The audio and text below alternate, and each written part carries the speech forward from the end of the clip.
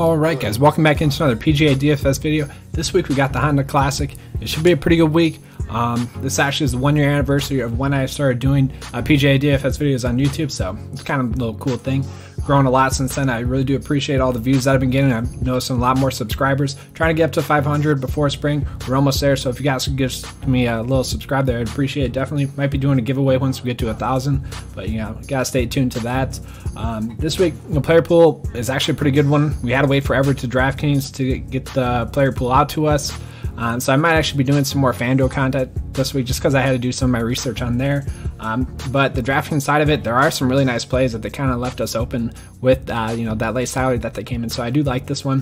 One thing about this course is, you know, 2 out of the last 4 years that I've been playing here, it's been really windy. So I will be looking at some of the windy players, but we don't know what the weather's going to be like until Thursday. So maybe Wednesday night I'll be posting what the weather report is if we need to adjust the player pool at all. All right, so I wanted to do a quick recap of last week, though, kind of, you know, go over the WGC and the Puerto Rico Open. So the Puerto Rico Open, I actually had one of my best weekends or weeks in a while. Really dominant, had 90% of my lineups, had 6 for 6 across the cut line. Going into, you know, Friday and then, you know, yeah, going into Saturday, I actually had, you know, 3 of my players that were, you know, my core players. They were tied for first, and they all, you know, bombed it on Sunday. So that kind of hurt a little bit. Didn't win as much as I thought I was going to, but it was a really solid week. The WGC Classic wasn't the best, but our player pool was pretty decent. We had the winner, Dustin Johnson. We had Rory McIlroy. We had JT. Those guys all finished inside the top 10. Those were the high-tier plays, though, and you really couldn't fit both of them in your builds without having some horrible value option. My strategy last week was to, you know, go with that core in the mid-tier there, where it had Paul Casey, Ian Poulter, Charles Howell, Matt Kuchar, and Rafa Cabrera-Bello, and then, you know, pay up for a stud. If you did that strategy, you probably had a pretty decent week. I had okay lineups on the WGC Classic, but that's kind of why I don't play over, you know, on those no-cut events as much, because there's not as much of an edge to gain. Whereas in that Puerto Rico Open, I really was able to, you know, gain that edge by having that really good player pool. It was my best player pool in the longest time. It was really good. I think I only had like 2 players miss the cut overall, which I ended up in my player pool. You know, all the, you know, core plays that I liked the most, they all did really well. And, you know, I do think I lost a little bit of an edge just because I made that video. The Puerto Rico Open video had around 300 views. And, you know, the contest was a little bit smaller on DraftKings as it typically is. It was a really small week. So I think a lot of people, you know, were getting their plays from my video last week, and I was really the only one that, you know, made a specific video for the Puerto Rico Open. So I don't really mind that. You know, I want to do well for you guys, but I think the next time we have an event like that where it's, you know, 2 events, and, you know, we got a smaller event where it's not going to get as much attention from DraftKings and FanDuel player pool wise, I think I'll just post that on my Patreon page, get it to those people that, you know, have been with 9 to 5 Nation to actually follow us. They don't just see the video in the search tab and look at it. I want to get out to the subscribers, kind of reward them for that. So that's just an FYI for when that comes. But let's get into this week. I am pretty pumped up for it. It's going to be a solid week. Let's get started.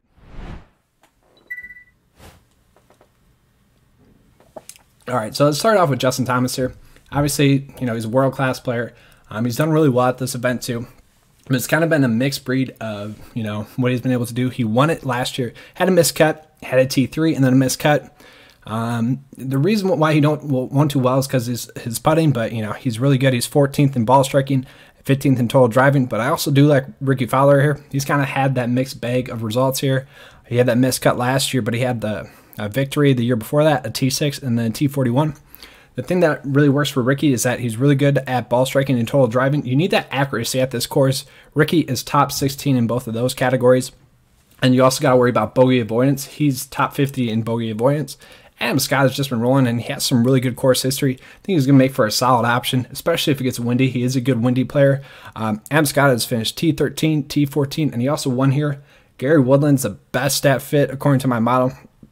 Well, second best. Lucas Glover is the best stat fit, but he's first in ball striking and third in total driving. So if you want to weight those a little bit differently, he could be the best stat fit. He has decent course history as well. T49, T2, and a T61.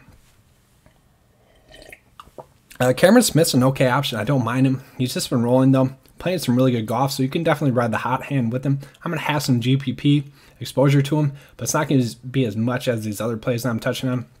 Emiliano Grillo is a play that I really do like just because of his ball striking and total driving. He's T9 in both of those.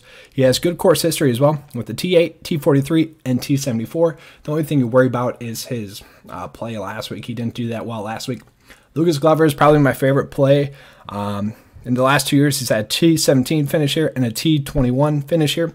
And you look at his stats here, he's just been a top 20 machine this year, which I think we can just expect that. He's first in bogey avoidance, 12th in total driving, and 7th in ball striking. He's the best stat fit according to my model. I'm going to have a lot of Lucas Glover exposure. I'm just hoping he's not too chalky. Scott Piercy, I'm going to roll with him again. As you guys know, if you guys have been watching my videos this year, he's been my most owned player this year. So far, 9 out of 10 cuts made, 4 top 10s. He's been a really nice value option the whole year. He's just been rocking and rolling this year. He's had, at this course, though, he's had a T17 finish, a miscut, a T31. He's 28th in bogey avoidance, 14th in ball striking, so I like him. Michael Thompson's an interesting option. He's having a really good year. Actually, I was a little bit surprised. He has decent course history here, making 3 out of 4 cuts. And, you know, he's a decent stat fit. He's not the best, but that's more of a, if you want to ride the form, you can go with that. Joel Dahmen is going to be an interesting option as well. He's a good stat fit. The only problem is he has those 2 miscuts here in the last few years, so I don't like that. Or in the last 2 weeks, he did have a T33 here last year. And, you know, he is a good option off the tee. He's 17th in total driving. He's also top 50 in ball striking, so he's going to be an okay option for us. Graham McDowell's a play that I really do like. He has decent course history here. He miscut last year, had a T14 finish the year before that, and then a T5. So not a horrible option. He is playing some really good golf overall. He was the 4th best stat fit according to my model. So I do like him. He should be able to do well at this course. And also he's a good wind player. So if it does get windy, he's going to be a strong option for us this week. After that, Taylor Gooch is going to be an okay option. He is definitely more of a hitter or miss option for us. As you can see there, he's made 3 out of 7 cuts. But when he does well, he really pops. And he is a good stat fit. He's 18th in bogey avoidance. He's 11th in scrambling. So if he does get into trouble, I do think he can get out of it. He's also 67th in ball striking, so he can perform well. You know, it's definitely a GPP option. If you're down in that range and you have 1 spot left, he's not going to be a horrible option. Dylan Fratelli is going to be an okay option as well. He's just a really good golfer, and he's made 7 out of 10 cuts. You do worry about the fact that he hasn't had any course history here except for the 11th that he had last year. So that's something that we like. But other than that, you know, we got to see with him. Wyndham Clark's a play that I do like. He's made 8 out of 10 cuts. He's coming off of that T10 last week. And I actually thought he was going to be a lot more popular last week than he was. So that was a nice little edge we were able to gain last week. He doesn't have any course history here. He's not the best at it, but he should be able to overcome that. The next, you know, Kevin Tway, he's a decent stat fit, but I just don't see it with him this week. Brian Harmon's a guy that's finally coming around. He would typically be a good stat fit for this course. He was just playing a little bit bad earlier on in the year, but I do think we can roll with him. It's not the best option, but I can definitely see him pop. His game's finally coming around. We know the year that he had last year and the year before that. So Harold Varner, he's another really good stat fit. 5th best according to my model. But the only problem with Harold Varner is he's always just a GPP option. He can either, you know, miss the cut or he's going to top 20. There's really no in between with him. So I'll take that any time of the week. And, you know, he's still priced too low. You know, he doesn't have the best course history. He had a T72 and a T57 and then a miscut. So he's okay. Jason Kokrak is a play that I really do like. He has missed 2 cuts here in the last 4 years, but that was 2 years ago and 3 years ago, so I don't mind that. He is a really good stat fit, 11th in ball striking, 11th in total driving. He hasn't missed a cut this whole year. He's playing the best golf of probably his whole career, so I think we can roll with that, especially at that price point. I do like him for this course. He is a good course fit. All right, let's drop it a little bit lower into like the value side of it, the plays I don't like too much, but you can get some exposure to it. Brian Gay is going to be okay. He's made 9 out of 10 cuts. I don't like that. He's not the best at fit, but you know he's been playing well. Jim Furyk is an option that I don't mind. He's playing some better golf this year. He's a decent stat fit. You know, when he gets in trouble, he's able to get out of it with his scrambling. He's T17 in scrambling. He's 7th in bogey avoidance. And last year at this course, he had T46. So obviously has that course experience. I don't mind him. Nick Watney is actually going to be my favorite value play. He is coming off that missed cut, which is unfortunate, but he has made 7 out of 9 cuts, and he hasn't missed a cut here in the last 4 years. He's played it 3 times, so I do like that. He is a good stat fit. Overall, he's just a really good stat fit overall, so I don't mind him. He's top 28 according to my course model. I really don't mind that.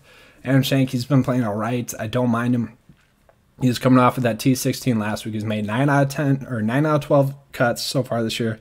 And, he does have course history. He finished T29 here last year, so he's not horrible. You can definitely roll with that if you want to. Austin Cook is actually a really good, course fit according to the model. He doesn't have any course history here, but he's a guy that could really pop, much like Harold Varner. It's with him, when he does play well, it's a really good finish typically. They're both really good stat fits. It's just whether or not they're going to pop for us. Roberto Castro is actually a guy that I got into late on the Puerto Rico Open side just because he's been playing some really good golf. 7 out of 8 cuts he's made. So I don't mind him. I do think he'll get like a top 50. I do think he'll make the cut. Scott Langley's been playing some really good golf, but I don't think I'll roll with him this week. Stewart Cink's going to be a good option for us as well. He's made 4 straight cuts here at this course, so I don't mind him. All have been inside the top 50 finishes. And you think of Stewart Cink, he's kind of just that, accurate player that just knows how to play the game, plays it smart. So he's not going to be a horrible option. I don't mind him down that low. Nick Taylor, not the best stat fit, but 8 out of 11 cuts made. I do think he'll continue to kind of just be that cut maker. He was that, 2 years ago, kind of fell off last year. Now he's doing well again. Johnson Wagner is a player that I'm really surprised at. He has been playing some really good golf. 6 out of 7 cuts made, and he's just piecing together some really good golf, playing the best golf of his career as well. I really wouldn't be surprised if he came out and had a top 25 finish. He's coming off of that T2 last week. Really not a horrible option, especially down that low. If you had to go that low, he'd be the option that I want to roll with. Julian here again. He's just been playing some pretty good golf. Made 6 out of 9 cuts so far this year. But the key thing is, he only has that 1 missed cut and then like 7 straight made cuts. So not a horrible option. All right, guys, that's all the picks I have for you. Hope you enjoyed the video. Please give me a like, subscribe if you did. Once again, I'll be posting the lineup on the Patreon page. We've been getting some more people on the Patreon page as well. So thank you to you guys. All right, let's keep cashing.